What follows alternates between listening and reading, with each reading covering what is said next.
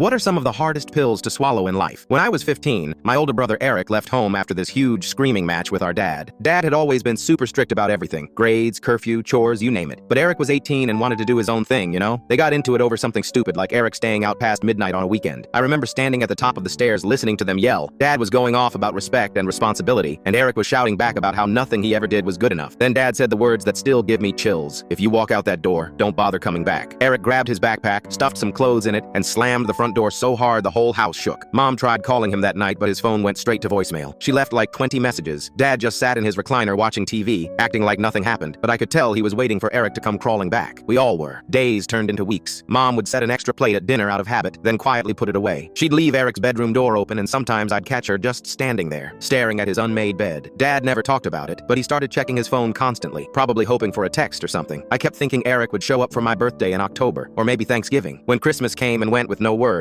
I figured he was just being stubborn. Maybe he got a job somewhere. Maybe he had a girlfriend. Maybe he was living his best life and just didn't want to deal with family drama. Mom would cry sometimes when she thought nobody was looking. She'd sit at the kitchen table late at night, staring at her phone, waiting for a call that never came. Dad would find her there in the morning, and they'd have these weird, quiet conversations that stopped when I walked in. Years went by. I graduated high school, started college. Sometimes I'd wonder if Eric even knew I existed anymore. I used to imagine running into him at a gas station or something, and he'd be all successful and happy, and we'd laugh about how stupid that fight was. I pictured him having kids someday that I'd never meet. The hardest part was how Dad changed. He got softer with me, like he was scared I'd leave too. He'd ask about my friends, my classes, even offered to help with homework he didn't understand. It was nice, but also weird, because I could tell he was thinking about Eric the whole time. Then I turned 21, and everything fell apart. I was at my apartment when this cop showed up at my door with an envelope. Said they'd been trying to reach my parents but couldn't get through. The letter was from the state police, and it had Eric's name on it. My hands were shaking so bad I could barely read it. They'd found remains behind this old abandoned gas station about 2 towns over. Dental records confirmed it was Eric. The estimated time of death was about a month after he left home. 6 years. He'd been dead for 6 whole years, and we never knew. I drove home and found Mom in the kitchen making dinner like any other night. When I told her, she just dropped the wooden spoon she was holding and stared at me. Then she started laughing, this horrible broken sound, like her brain couldn't process what I was saying. Dad came running in, took one look at us, and knew something was wrong. When I showed him the letter, this man who'd acted tough my whole life just collapsed. He sat on the kitchen floor and sobbed like a little kid. He kept saying, I'm sorry,